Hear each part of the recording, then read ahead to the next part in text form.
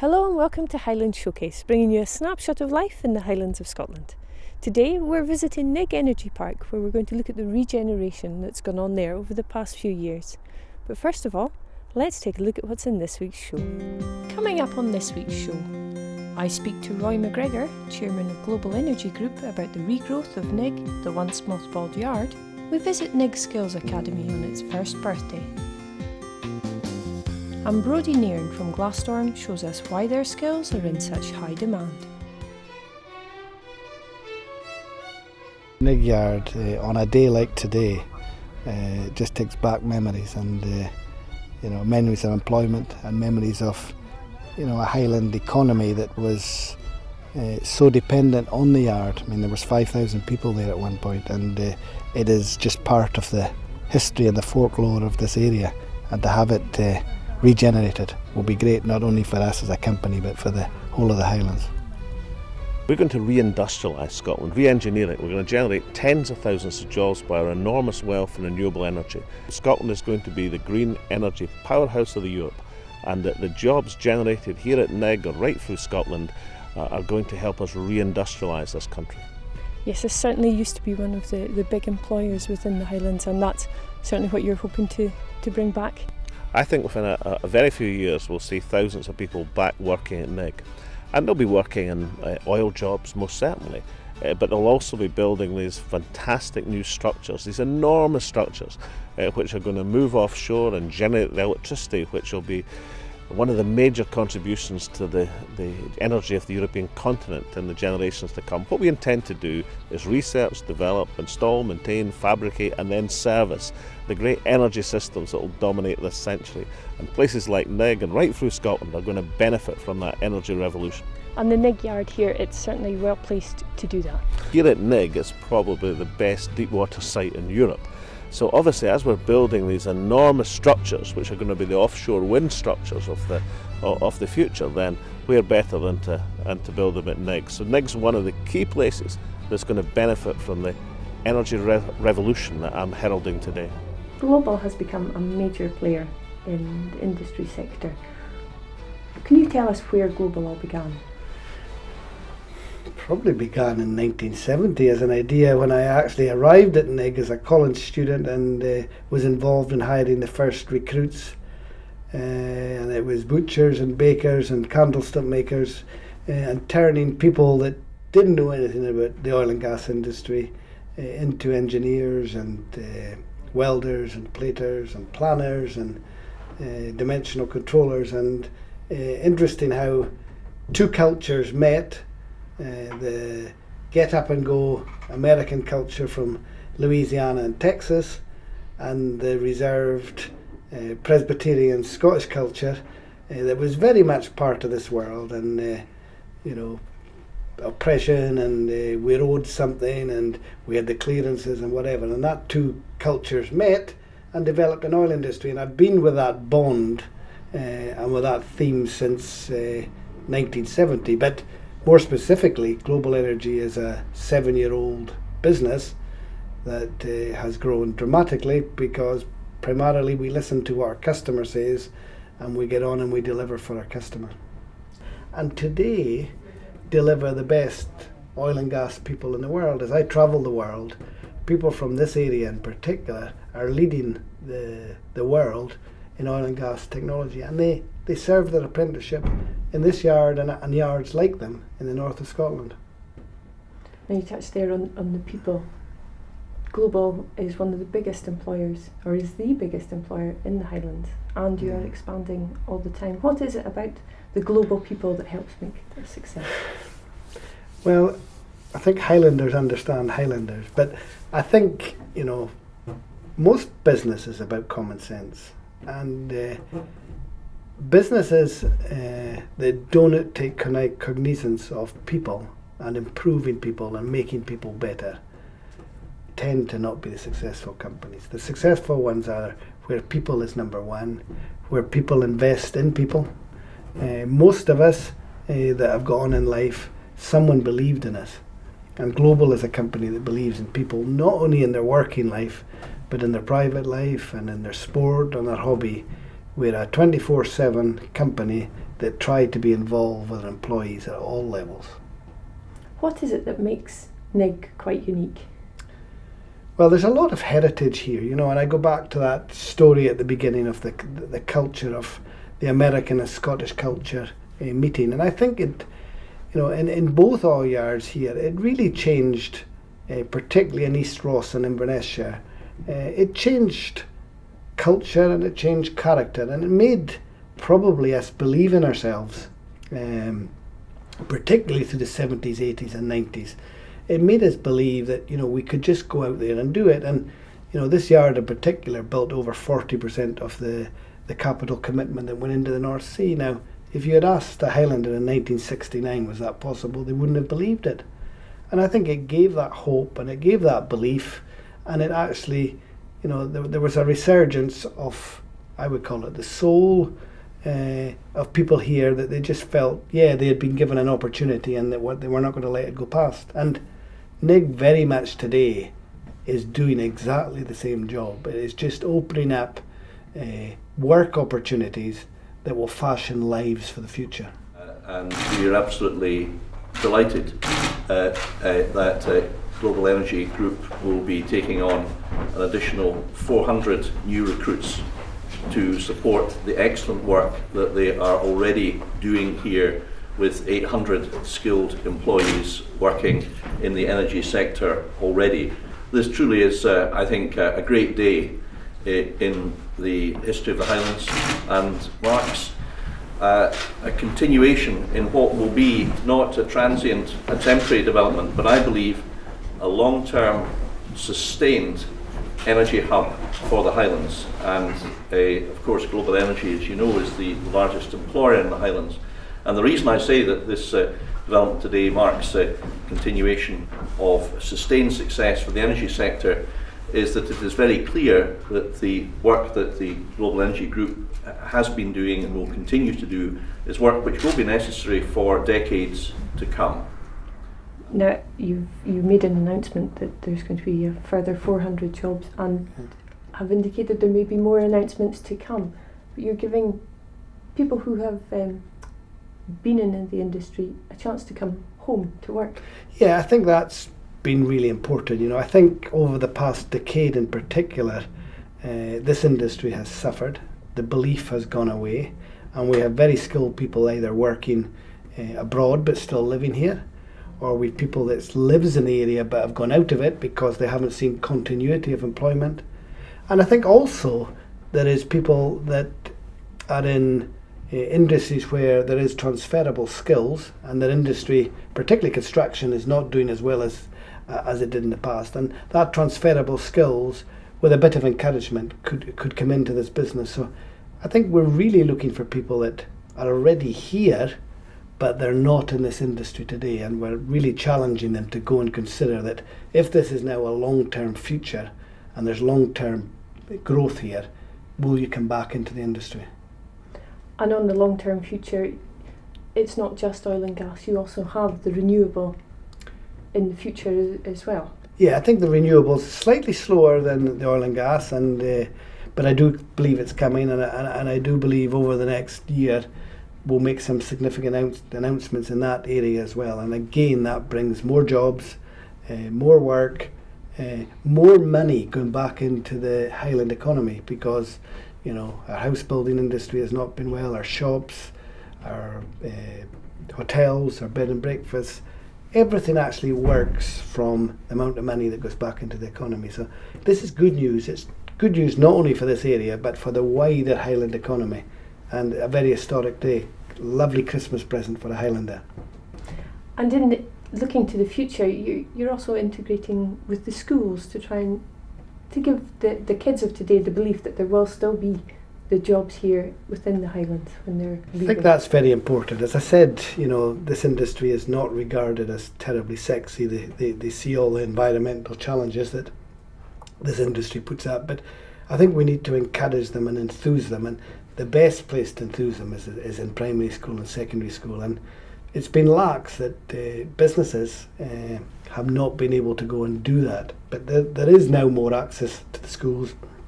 There is more incentives with the young engineers and that, and we're very much in this area getting involved in schools and trying to actually enthuse people from a young age.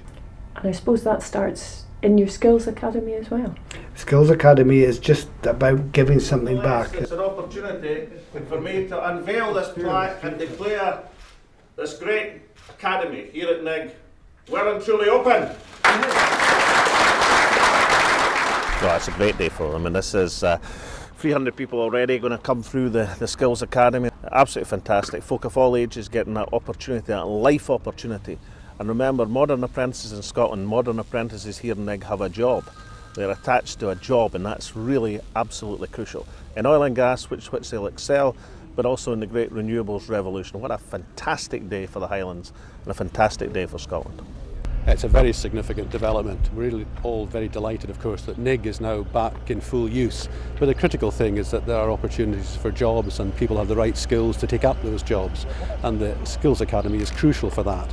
I'm very pleased that in terms of partnership working, we managed to deliver this extremely quickly. It reflects well on all the agencies and, of course, in global energy.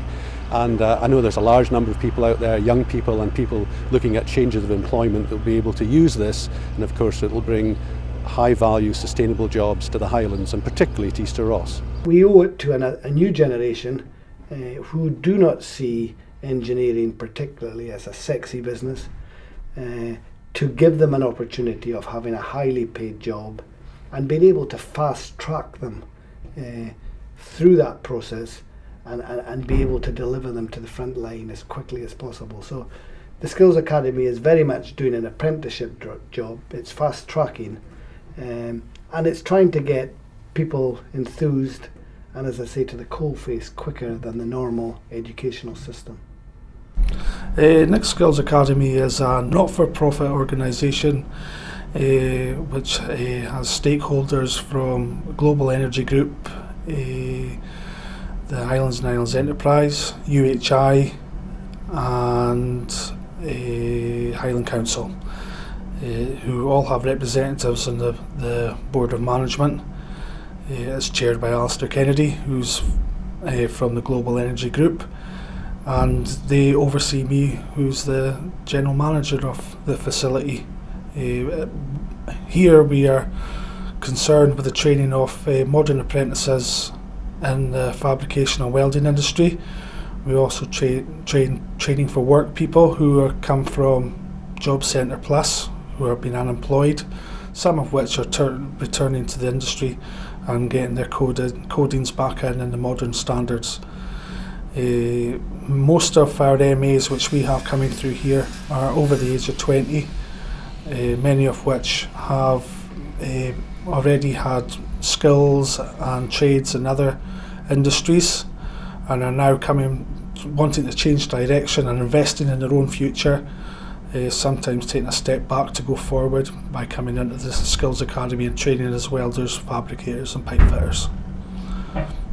It's certainly something that seems to be very popular. You've got a lot of students coming through here. At the moment we've got 34 MAs and something like 7 or 8 training for work. In the first year we'll have put through 104 MAs and 40 training for work. The second year, which we're about to embark on, we're going to go for 129 MAs and 40 training for work again. And a lot of them actually come from the Highland area itself. The vast majority of them do. Most of the facilities that are requiring these skills are in this area, so it makes sense to give jobs to people who it's on the doorstep of and try and keep the skills here. They're more likely to stay working for these companies, and that'll help with the society in general in the Highlands by them taking their high value training and their skills and their earnings and investing it in the local area. So when NIG Skills Academy first started up, obviously you would have seen the adverts for the jobs. What made you actually go and apply? I was waiting for an opportunity like this for a while, just something you could actually train and work at the same time. So it seemed like the best opportunity to come up. Like, But obviously it's the making the money at the end of the day, and just doing something more sort of practical and fulfilling, really. It has been a traditionally male industry. Mm-hmm. How has that been for you coming in here as a female? Absolutely fine, yes. Not a problem at all. Just get along fine with everyone. Yeah, not a problem. Business. Join us after the break for more from NIG Skills Academy.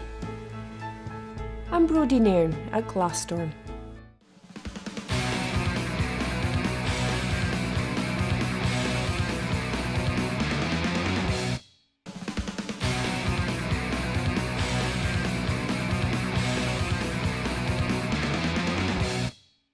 John, you've been involved in the oil industry for quite a while now.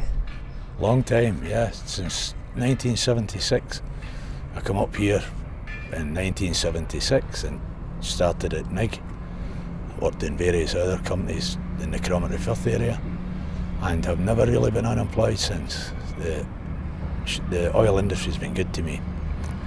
You know. It's gone through a few changes over the years. Well, for the last 12 years things have been desperate up here. It's lay here doing nothing for years, and the young people in this area are badly needing the employment, badly needed. And it's in the up, and it's great to see.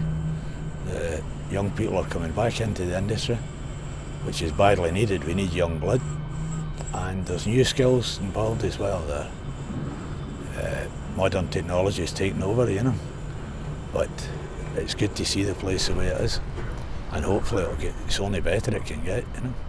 We're back in business, and we've opened the NIG Skills Academy, and we'll get young people back into the trade, because a lot of guys my age roaming about here and too old for this game, you know.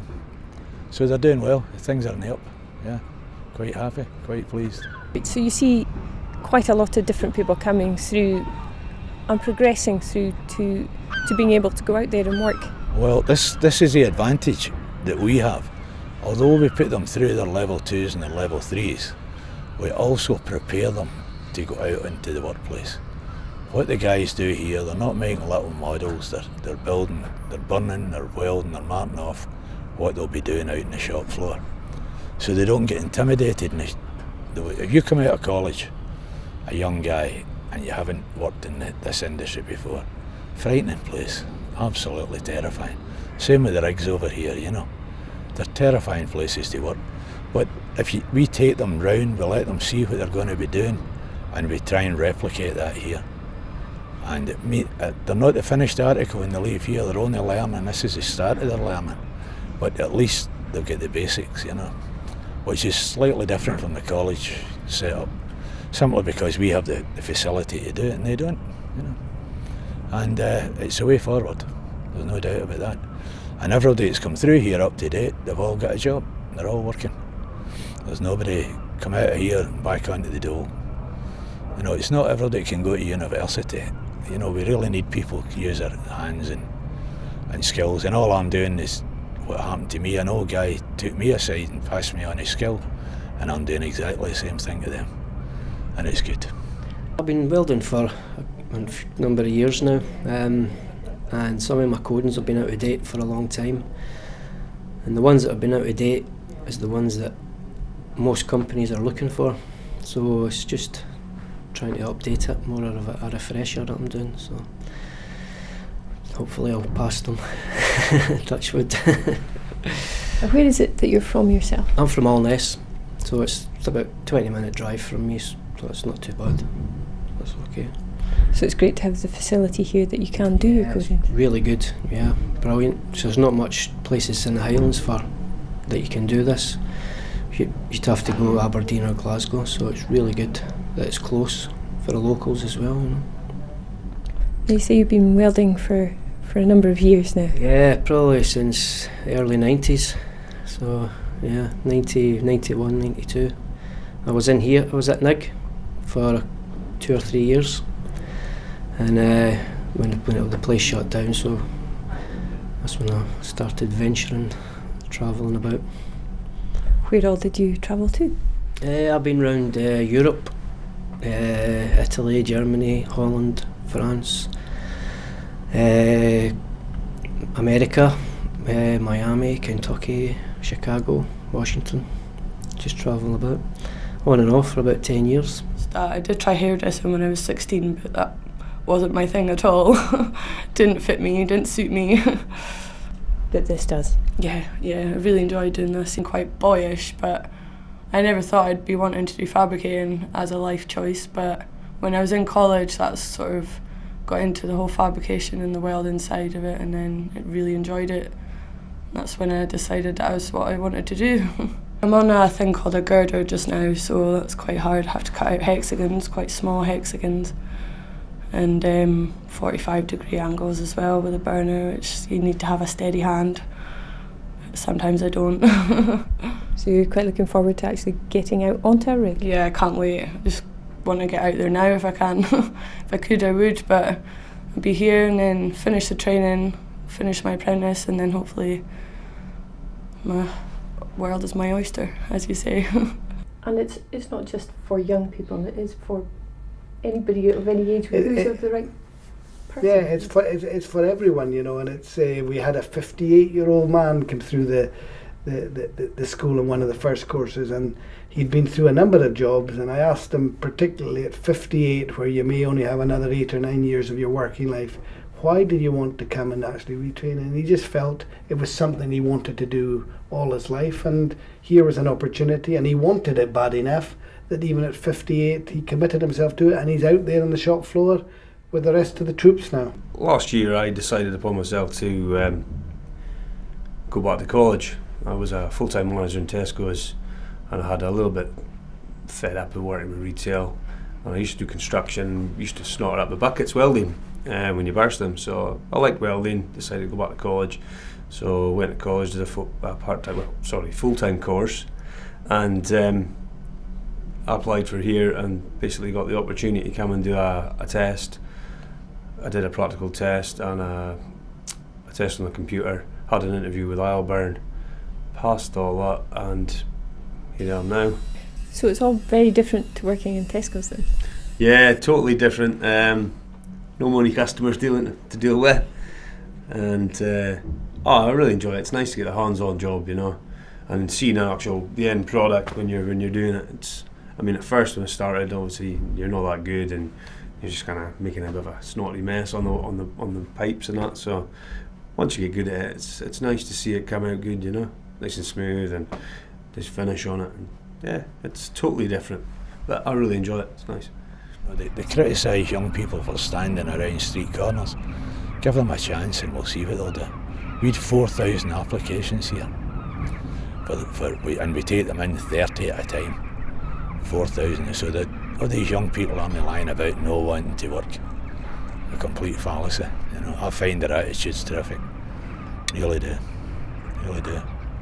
So since the year that the actual academy's been open, things have changed even in that time? Well, I think this last year's been a big success. We have, I don't know how many people out there now, probably near enough 100, and they're all working, and they're all coming on. You know, they're coming on well. We don't just put them out there and abandon them. We go and assess them as well. And these guys are coming on. I'd ran a school here about 3 years ago, and these blokes have all finished their apprenticeship, and they're all making a good living. Their wives and kids are benefiting from that. And I would say it's been a success, and it needs to be continued, you know. We're here in the Glasstorm studio in Tain, and I'm joined by Brodie Nairn.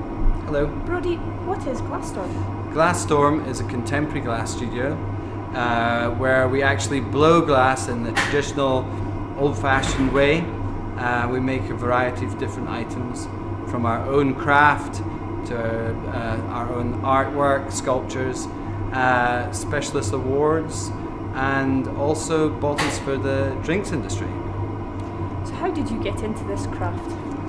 Well, it's over 20 years ago. I know it's hard to believe, but I actually got interested through art school.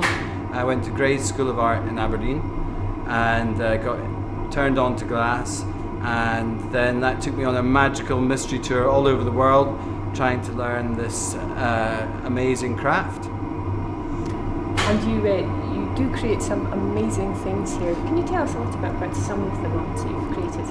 Well, we do make a number of different things here at Glasstorm. Some items are like functional glass, so items that you can use at home, like a vase or a bowl or a plate. We make other works like artworks.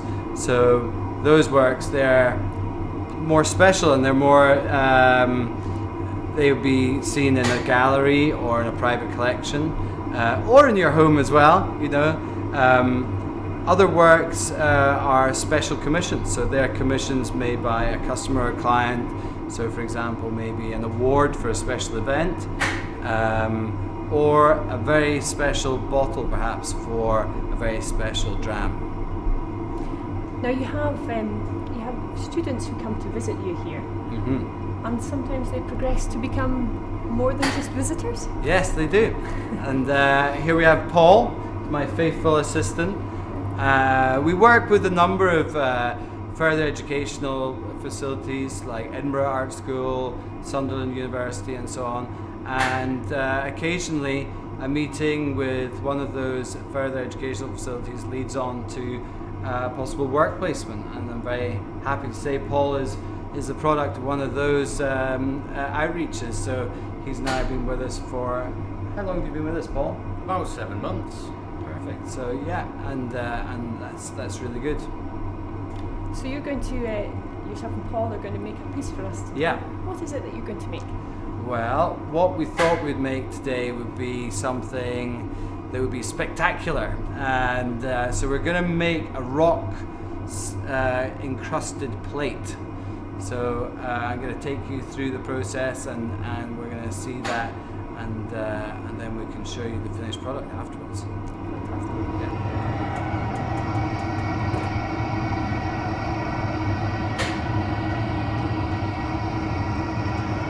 So what we're going to do now is we're going to prepare some colour to make this piece, Heather. So Paul, if you can take the colour out, then that would be grand. We buy our colours from all over the world.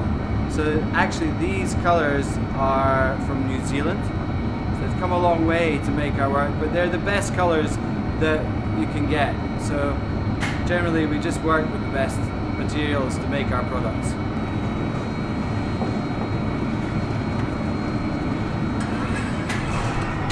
One of the funny things about colour preparation is that although it's not particularly interesting to watch, it's really important to get it right.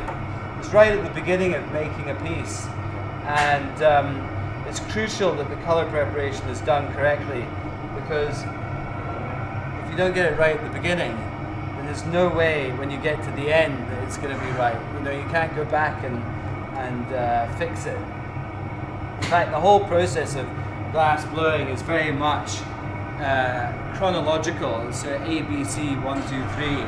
So you need to get each one of those steps sorted out right from the start. So what Paul's going to do now is he's going to bring me a nice hot piece of this purple. Okay.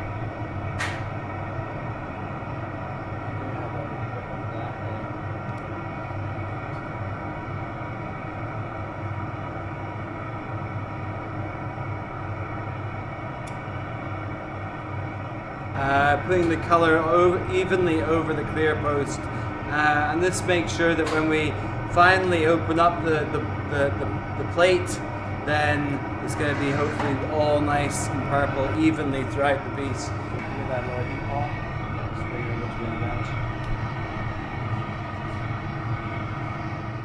on. Okay, so now we've prepared this piece of colour.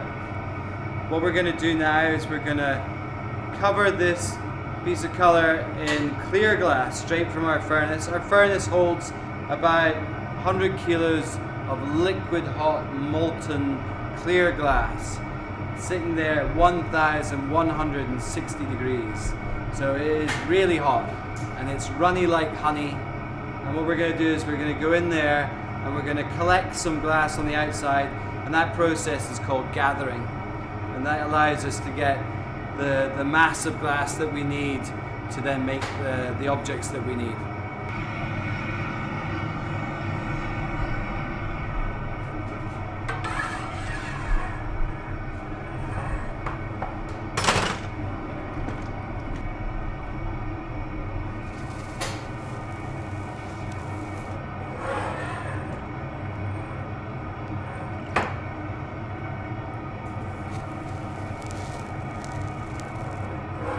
So you can see the colour on the inside, you can see the clear glass on the outside. But the clear glass looks orange, and the reason being is that it's over 1,000 degrees hot.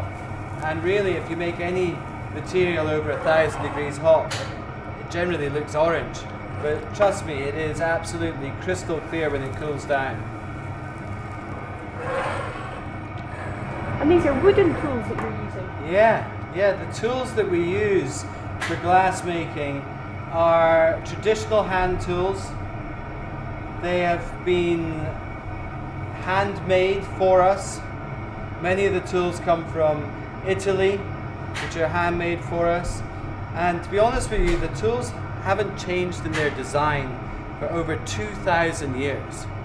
If you look back on drawings and illustrations of glassmakers 2,000 years ago, they were using tools identical to this. I think that's just fantastic. You know, it really is in the spirit of the craft and how it's handed over by generation to generation. That's what I love about glassmaking.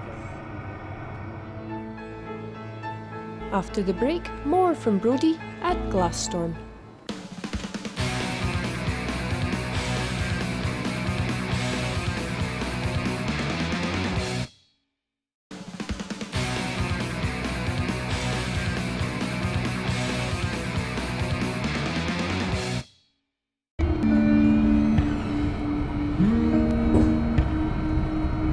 It's going to reheat it in this reheating station here.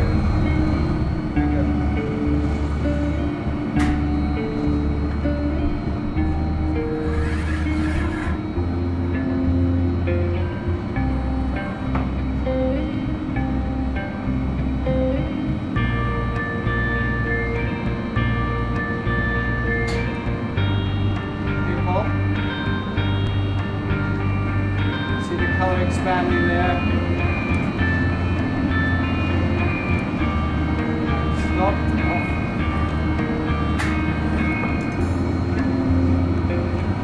Paul has to shield my hands because as this object gets bigger and bigger, it also radiates the heat, and the heat is over 1,000 degrees, so my hand is very close to it.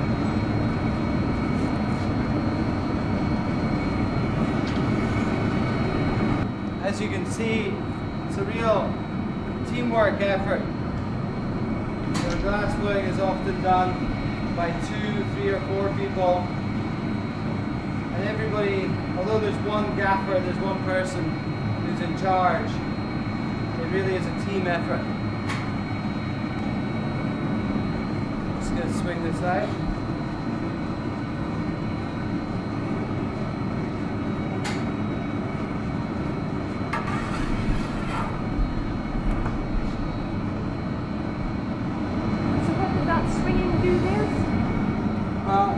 Helps get the shape nice, lets it come out a little bit for this next process we're going to do, which is going to be adding the rocks to the base of this plate. It's a technique we've developed over the last few years, and it's a unique technique to Glassstorm. So we're going to be showing you a little bit of that. And this beautiful plate is going to have glass rocks in the base of it.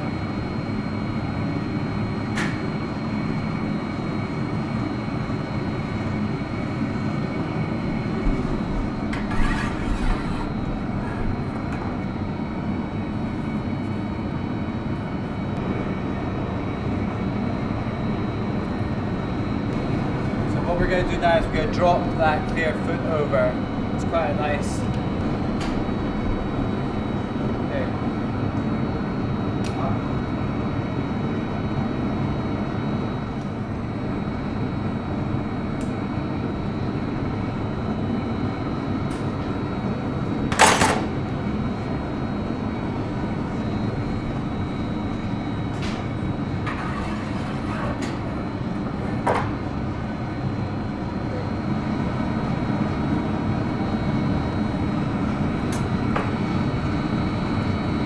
Now we're getting this nice rocky texture in the base here.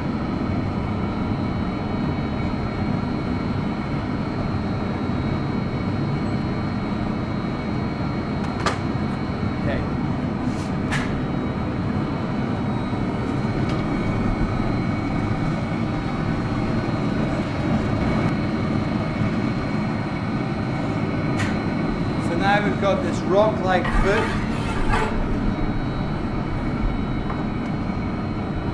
Made with our special rock tool.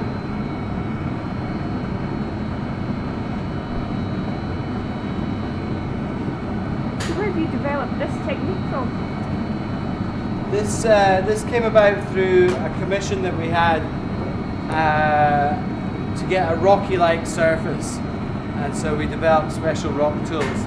Okay, what we're going to do now is we're going to attach Paul to the end of this piece here, and this process is called the pontile and transition. Okay, yeah. And I've done all the work that I can do now on the blowpipe, so we're going to change direction.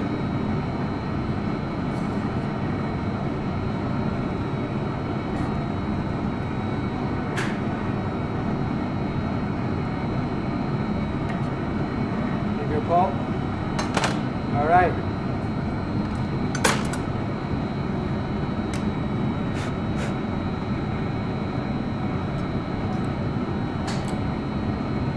So now we're both attached to this this piece.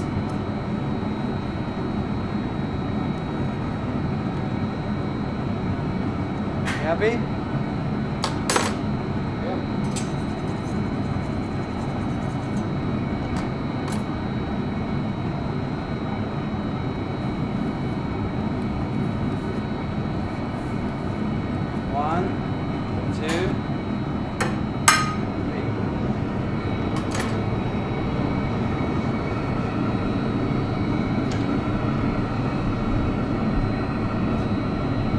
The blowpipe is an iron that has a hole down it, so we can blow up the glass.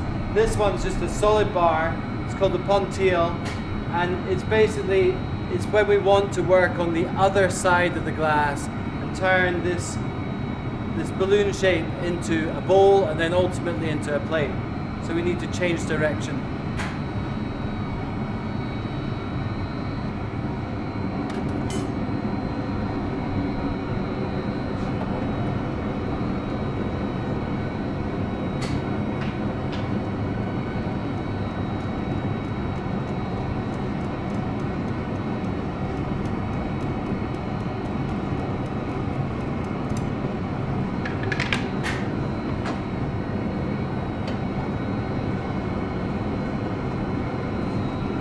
Aperture of this closed bowl shape we're going to make a little bit bigger and a little bit bigger and then a little bit bigger, and then finally we're going to flip it out, and then it's going to be a beautiful plate.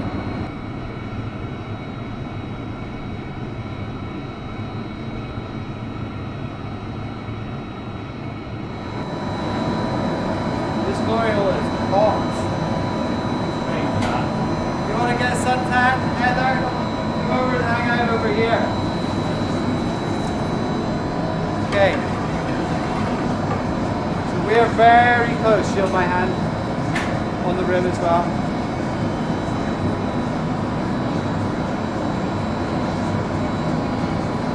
So I don't know if you can feel that, but that's kicking out quite a lot of heat over there. So we're going from this, which is, okay, it's not, this shape here, which is a beautiful shape. It's a closed bowl. From that beautiful shape there, we're going to flip it into a plate.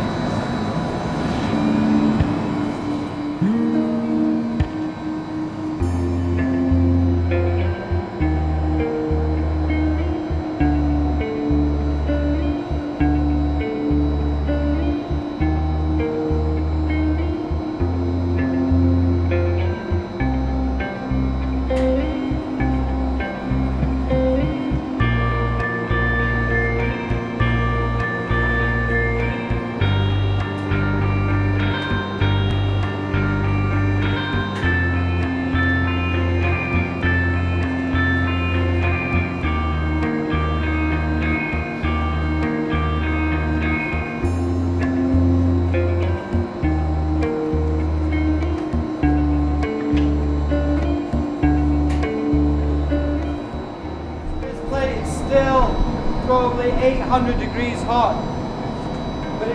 breaking down rapidly. So if we were to leave it out here in the open, it would break. So we're going to put it in a kiln and let it kind of sleep overnight.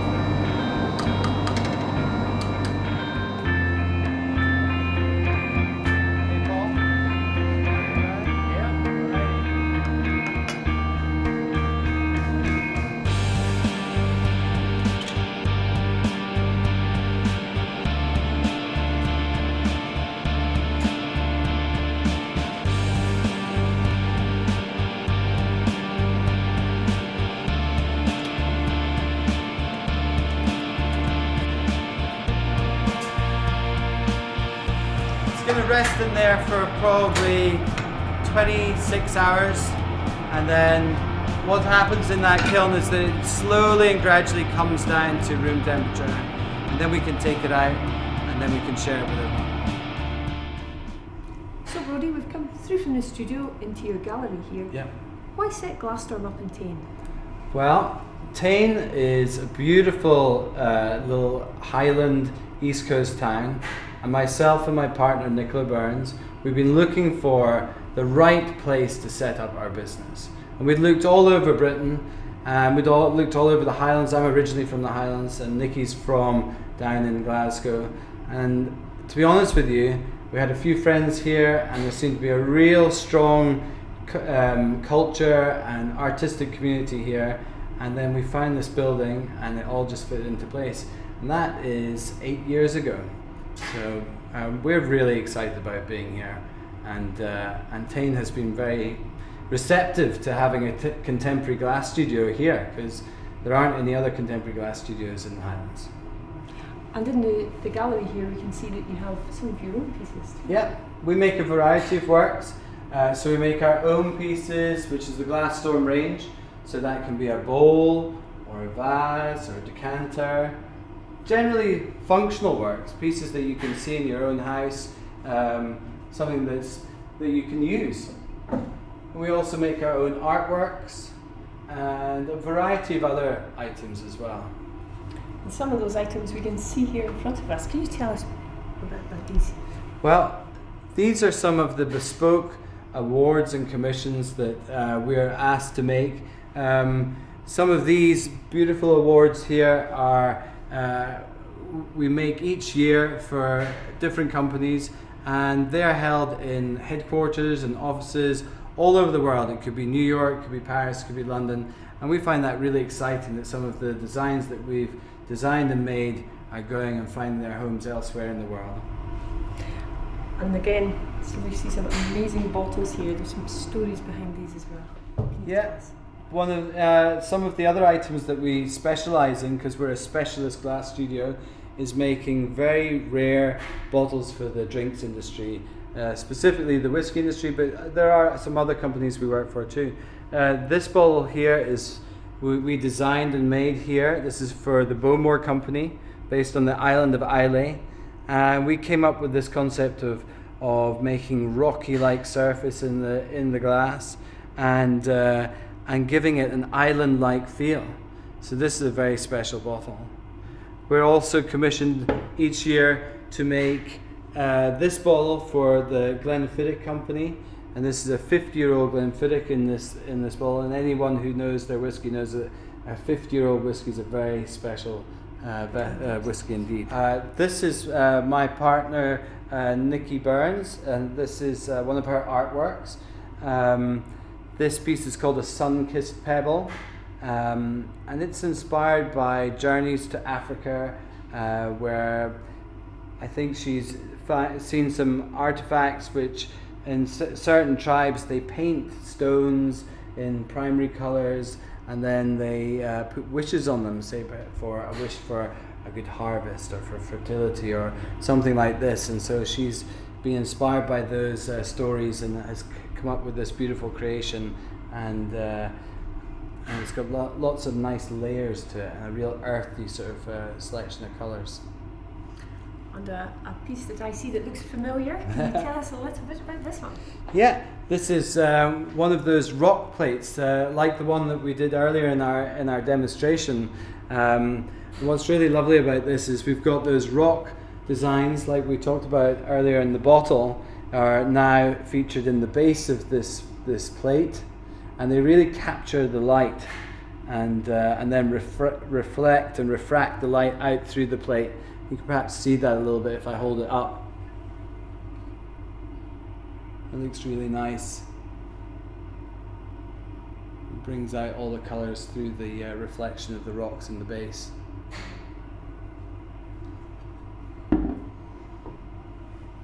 Now you also make seasonal pieces here. We do, and as it's Easter time, we've decided to make some of these little glass Easter eggs, which are very cute, and you can hang them up in the tree, or just as an ornament, or give them as a gift. And these, what's nice about these ones is they're low calorie, and they don't melt if it's too hot. So yeah, we make a number of seasonal items. So the public can come in here to your gallery and have a look around? Yes, absolutely. One of the things that's often commented in when people come to visit is that it can be really grey and dreary outside, and then you come in here and with all the nice colours that we've got, people really feel uplifted and refreshed by this fresh work. So you've seen some items that you like? Come on down to Glastormantane. Coming up on next week's show, we visit Fort George, where we joined His Royal Highness the Duke of Edinburgh for the official reopening of the Highlanders Museum after its £3 million refurbishment. And we join Marcus Monroe at the newly opened Highland Shooting Centre in Sutherland.